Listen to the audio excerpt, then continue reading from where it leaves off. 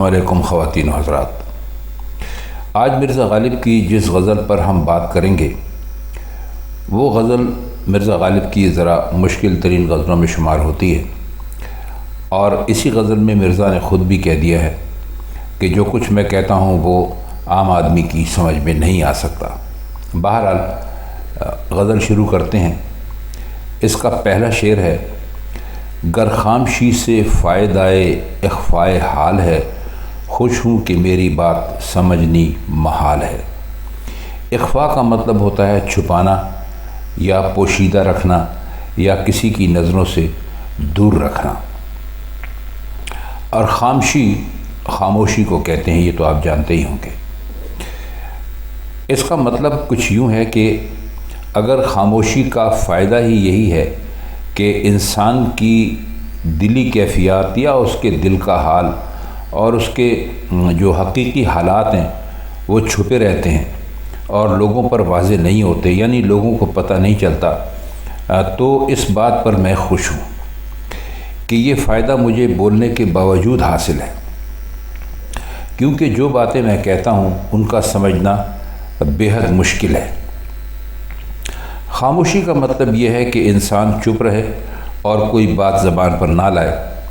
لیکن اگر کوئی شخص باتیں کرتا ہے اور ان کا سمجھنا ممکن نہیں تو بولنے کے باوجود وہ ایسے ہی ہے جیسے کہ وہ خاموش ہو، یعنی اسے خاموشی کا یہ فائدہ حاصل ہے۔ تو یہی حقیقت مرزا غالب اس شعر کے ذریعے سے بتانے کی کوشش کر رہے ہیں۔ خیال یہ ہے کہ یہ اشارہ مرزا کے کلام کی طرف ہی ہے، جسے عام لوگ ذرا مشکل سے سمجھتے ہیں، یا وہ لوگ جنہیں آسان سننے یا پڑھنے کی عادت ہوتی ہے ان کی سمجھ میں مرزا کا کلام ذرا مشکل سے آتا ہے، اور وہ ان سے آسان کہنے کی فرمائشیں کرتے رہتے ہیں۔ اور یہ بات بہت مشہور ہے کہ لوگوں نے مرزا کے لیے مرزا کے زمانے ہی میں یہ بھی کہنا شروع کر دیا تھا کہ یہ آسان نہیں کہہ سکتے، یہ بہت مشکل کہتے ہیں، تو پھر مرزا کو ویسی غزلیں کہنی پڑی جیسے کہ آپ نے سنی بھی ہوں گی، آگے آتی تھی حال دل پہ ہنسی اب کسی بات پر نہیں آتی وغیرہ۔ تو بس وہ یہ بتانے کی کوشش کر رہے ہیں اس شعر میں کہ جو کچھ میں کہتا ہوں وہ اتنا آسان نہیں ہوتا، اور میں اس معاملے میں خوش نصیب ہوں کہ میں اپنی بات کہہ بھی جاتا ہوں اور لوگ میری بات سمجھتے بھی نہیں۔ اگلا شعر دیکھیے: کس کو سناؤں حسرت اظہار کا گلہ، دل فرد جمع و خرچ زبان ہائے لال ہے۔ اس میں زبان ہائے لال کا مطلب ہوتا ہے گونگی زبانیں۔ زبان کی جمع ہے زبان ہائے، زبان لال کہتے ہیں گونگی زبان کو، وہ زبان جو کچھ کہہ نہ سکے۔ جو کچھ میرے دل میں ہے افسوس کہ اسے کبھی بیان نہیں کر سکا، اور میری یہ حسرت ہی رہ گئی تو میں اس کا گلہ کس سے کروں۔ دل کی یہ کیفیت ہے کہ وہ گونگی زبانوں کی آمد اور خرچ کا رجسٹر بنا ہوا ہے۔ فرد کہتے ہیں رجسٹر کو، ہم آپ کو بتانا بھول گئے تھے شاید شروع میں، اور میں اس کا جو پورا جو لکھا چٹھا ہے وہ پورے کا پورا گونگی زبانوں پر مشتمل ہے، تو جن سے مناسب موقع پر حقیقی کیفیت جو تھی وہ ظاہر نہیں ہو سکی۔ دلی کیفیات کا اظہار یعنی بولنے والی زبان پر ہے۔ جو زبان بولنے سے محروم ہو وہ کچھ کہہ نہیں سکتی، تو مرزا یہ کہنا چاہتے ہیں کہ دل میں جتنی بھی کیفیات تھیں وہ اس لیے میں بیان نہ کر سکا کہ جو زبانیں ملیں وہ گونگی تھیں، لہٰذا ان کیفیات کا اظہار کی حسرت ہی باقی رہ گئی، اور لطف یہ ہے کہ اس حسرت کا شکوہ بھی کسی سے نہیں کر سکتا۔ دیکھیے، اس کو ایک طرح سے اس زمانے کا آپ ایک طرح سے سیاسی شعر کہہ سکتے ہیں۔ ممکن ہے اس زمانے میں کچھ ایسی پابندیاں ہوں یا کچھ ایسے حالات ہوں کہ مرزا صاف صاف لفظوں میں اپنا احتجاج نہ کر سکے ہوں تو ان کو یہ شعر کہنا پڑا ہو۔ ہمارے زمانے میں بھی اکثر ایسا ہوتا ہے کہ بہت سارے شعراء ہوتے ہیں، وہ جو کچھ کہنا چاہتے ہیں نہیں کہہ پاتے، اور کہتے ہیں تو ایسا آپ نے دیکھا ہوگا کہ ان کو قید تک میں ڈال دیا جاتا ہے۔ تو ممکن ہے یہ شعر اس زمانے کے حالات میں مرزا نے کہا ہو کہ جب ان کو واقعی کوئی اس قسم کے حالات کا سامنا ہو۔ ہم کچھ یقین سے نہیں کہہ سکتے، لیکن شعر کی کیفیت جو ہے وہ یہی واضح کر رہی ہے کہ جس میں کہتے ہیں کہ جو کچھ میرے دل میں ہے کہ افسوس میں اسے کبھی بیان نہیں کر سکا، تو یہی ہو سکتا ہے، اسی قسم کی کوئی بات سمجھ میں آتی ہے۔ شعر دیکھیے، کس پردے میں ہے آئینہ پرداز اے خدا، کس پردے میں ہے آئینہ پرداز اے خدا، رحمت کے عذر خواہ لب بے سوال ہے۔ آئینہ پرداز کہتے ہیں آئینے کو چمک دینے والا یا آئینے کو روشن کرنے والا، اور عذر خواہ کا مطلب ہوتا ہے خود عذر کرنے یا کسی کا عذر قبول کرنے والا، یعنی وہ جو خود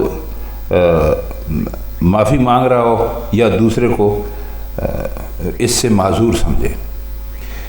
یہ شعر جو ہے اس میں مخاطب اللہ تعالیٰ کی ذات ہے۔ تو فرماتے ہیں کہ اے خدا، تیری رحمت کس کے پردے میں،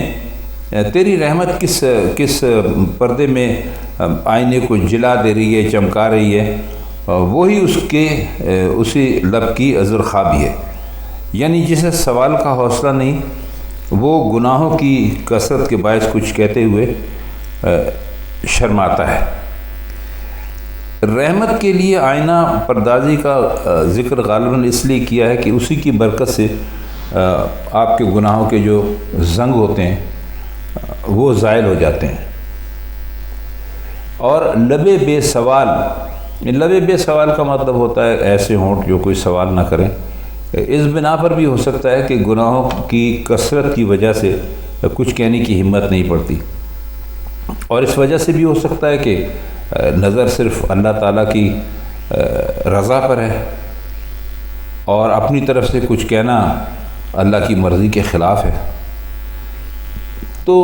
جو لب بے سوال ہوگا، یعنی کوئی سوال نہیں کر سکے گا، اور انسان بولے اور آئینہ منہ کے پاس ہو تو سانس سے آپ نے دیکھا ہوگا کہ اس کے اوپر بھاپ سی جم جاتی ہے، تو غالباً اسی لیے رحمت کو آئینہ پرداز قرار دیا۔ آئیے شعر دیکھیے، ہے خدا نہ خواستہ وہ اور دشمنی، اے شوق منفعل یہ تجھے کیا خیال ہے۔ یہ جو ہے کا مطلب ہے، یہ ایک طرح سے حیرت کے اظہار کے لیے یہ دو لفظ پرانی اردو میں استعمال ہوتے ہیں۔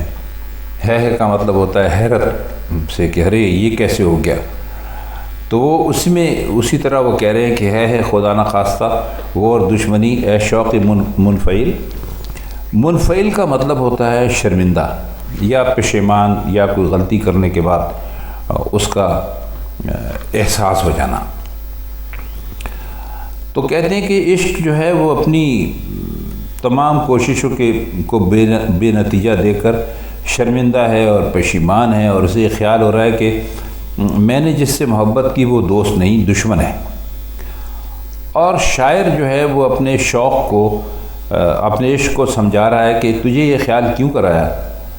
خدا نہ کرے کہیں یہ ممکن ہے کہ محبوب ہم سے دشمنی کا طریقہ اختیار کر لے۔ اصل معاملہ یہ ہے کہ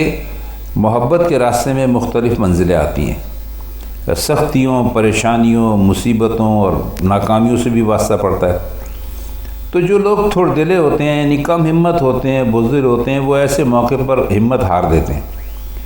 لیکن غالب اپنے شوق کی ڈھارس بندھا رہے ہیں، اس کو تسلی دے رہے ہیں، اور اس سے کہہ رہے ہیں کہ بھائی محبوب کی طرف سے دشمنی کا خیال بھی نہیں ہو سکتا، اور آپ عشق جو ہے اس کی سرگرمیوں کو بدستور جاری رکھیں۔ شعر دیکھیے کہ مشکیں لباس کعبہ علی کے قدم سے جان، ناف زمین ہے نہ کہ ناف غزال ہے۔ لباس کعبہ کا جو لفظ ہے، اس سے مراد وہ کپڑا ہے جو حرم کعبہ کی دیواروں کو چاروں طرف سے ڈھانپے رکھتا ہے، جسے ہم لوگ آج کل ہم لوگ کہتے ہیں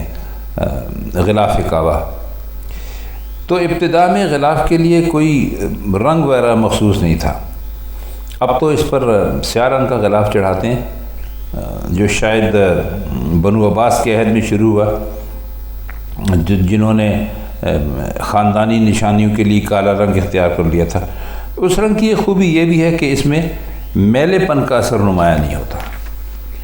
اور دھوپ یا بارش کے باعث بھی اس کا رنگ تبدیل نہیں ہوتا۔ ناف زمین کہتے ہیں زمین کا مرکز، اور ناف غزال کہتے ہیں ہرن کی ناف، جہاں ایک خاص قسم کے ہرن میں مشک یا خوشبو پیدا ہوتی ہے، اس کو مشک نافہ بھی کہتے ہیں۔ تو کہہ رہے ہیں کہ حرم پاک کے لباس کا مشک جیسا رنگ حضرت علی کے قدم کی برکت ہے، ورنہ یہ مقدس مقام زمین کا مرکز تو یقیناً ہے، لیکن ہرن کی ناف بالکل بھی نہیں ہے۔ اب لوگوں نے ناف زمین پر بحثیں کی ہیں، حالانکہ اس کی کوئی ضرورت نہیں تھی۔ ایک بزرگ کہتے ہیں کہ کعبے کو ناف زمین کہنا حدیث میں آیا ہے، اور ناف زمین سے وسطی زمین مراد ہے، لیکن کعبہ وسط زمین نہیں ہے، کیونکہ یہ خط استوا سے ہٹا ہوا ہے۔ پھر فرماتے ہیں کہ ایسی حدیثیں کم ہیں جن کا یعنی ان کو بالکل ہی درست ثابت ہونا ثابت ہو۔ تو بہرحال یہ بحث بالکل بے معنی ہے۔ حرم پاک کو ناف زمین جغرافیائی اعتبار سے نہیں کیا گیا، اس کے بارے میں خط استوا کی بحث ضروری ہوتی۔ تو یہ مقدس مقام اپنی عظمت اور جلال اور پاکیزگی کے اعتبار سے زمین کا مرکز اور اس کی ناف ہے، کیونکہ ہدایت اور ارشاد کی ہر کرن اسی سے نکل کر پوری دنیا میں پھیلی ہے اور پھیلتی ہے۔ اس کا شعر نمبر 6 ہم دیکھتے ہیں اب۔ وحشت پہ میری عرصہ آفاق تنگ تھا، دریا زمین کو عرق انفعال ہے۔ عرصہ آفاق کا مطلب ہوتا ہے، دیکھیے عرصہ دراصل جو آپ نے بھی سنا ہے ہم نے بھی سنا ہے، عرصہ کے معنی تو دراصل ہوتے ہیں آنگن۔ جو آنگن ہوتا ہے گھروں میں، آپ کے گھر میں بھی ہوگا، میرے گھر میں بھی ہے، اس کو کہتے ہیں۔ اب یہاں عرصہ آفاق جو انہوں نے کہا ہے، تو ان کا مطلب ہے ایک افق سے لے کر دوسرے افق تک، یعنی جو زمین کی جو وسعت ہے، زمین کی جو لمبائی چوڑائی ہے، اس کو یہاں پر وہ عرصہ آفاق کہہ رہے ہیں۔ اور عرق انفعال کا مطلب ہوتا ہے شرمندگی سے یا ندامت سے جو کسی کو پسینہ آ جائے، اس کو کہتے ہیں عرق انفعال۔ تو کہتے ہیں کہ جب مجھ پر وحشت طاری ہوئی اور میں نے صحرا گردی شروع کی، کیونکہ کہا یہی جاتا ہے کہ جب ایک آدمی پہ وحشت طاری ہو جاتی ہے، وہ پاگل ہو جاتا ہے، اس کو جنون ہو جاتا ہے، اس کا دماغ اپنی جگہ پہ نہیں رہتا، کام نہیں کرتا، تو وہ شہروں کو چھوڑ دیتا ہے اور وہ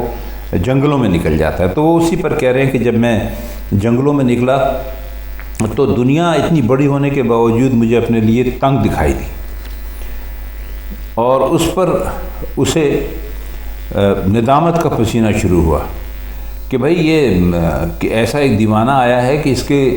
دیوانگی کے لیے یا اس کے گھومنے پھرنے کے لیے تو بہت ایک بڑی جگہ چاہیے تھی، اور میں تو بہت چھوٹی ہوں، یہ دنیا نے کہا۔ تو اس پر اسے ندامت کا پسینہ شروع ہوا، اور وہی پسینہ ہے جس نے بہہ بہہ کر دریاؤں اور سمندروں کی شکل اختیار کر دی۔ دیکھیے یہ ایک شاعر کا خیال ہے،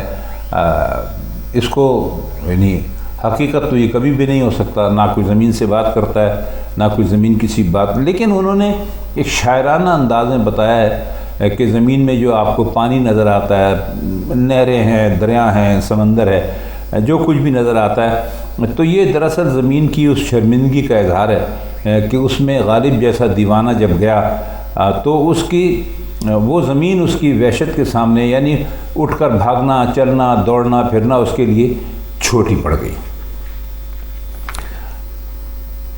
آخری شعر ہے کہ ہستی کے مت فریب میں آ جائیو اسد، عالم تمام حلقہ دام خیال ہے۔ دام خیال کا مطلب ہوتا ہے خیال کے جال میں پھنسنا، اور ہستی کا فریب سے ان کی مراد یہ ہے کہ اپنا ہونا، اپنی زندگی کے بارے میں ایک ثبوت ہونا کہ بھئی میں ہوں، میں کوئی چیز ہوں، اور عالم تمام کا مطلب ہوتا ہے پوری دنیا۔ تو یہ کہتے ہیں کہ اگر کسی انسان کا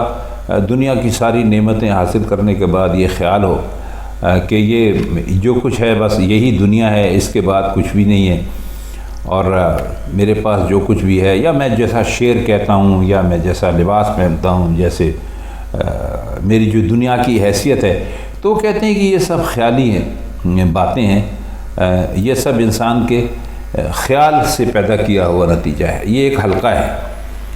اور اس کی حقیقت کوئی بھی نہیں ہے۔ تو یہ دنیا جو ہے اس کو بالکل حقیقت سمجھ لینا، یہ صرف انسان کی سوچ اس کو ایک طرح کا دھوکہ دے رہی ہے، تو اس کے فریب میں کبھی مت آنا۔ یہ جتنا بھی آپ نے سوچ رکھا ہے، یہ عالم جو ہے، دنیا ہے، یہ حلقہ دام خیال ہے، یعنی آپ کو صرف یہ آپ نے ایک طرح سے سوچ لیا ہے کہ جو کچھ بھی ہے یہی دنیا ہے اور اس کے بعد کچھ نہیں ہے، تو یہ ایک طرح کا فریب ہوگا۔ اسی لیے فرمایا کہ ہستی کے مت فریب میں آ جائیو اسد، عالم تمام حلقہ دام خیال ہے۔ تو خواتین حضرات، یہ تھی مرزا غالب کی آج کی غزل، اس کے کچھ مشکل الفاظ کے معنی جو ہم نے کرنے کی کوشش کی اور آپ کو یہ غزل بتانے کی کوشش کی۔ اگر آپ کو یہ غزلیں اچھی لگ رہی ہوں تو ہمارے چینل کو لائک اور سبسکرائب کر دیں تاکہ ہماری حوصلہ افزائی ہو اور ہم اس سلسلے کو آپ کی خدمت میں یوں ہی جاری و ساری رکھ سکیں۔ تو بس آج کی محفل میں اتنا ہی۔ اب ہم آپ سے اجازت چاہتے ہیں، غالب کی کسی اور غزل کے ساتھ آپ کی خدمت میں پھر حاضر ہوں گے۔ تب تک کے لیے خدا حافظ۔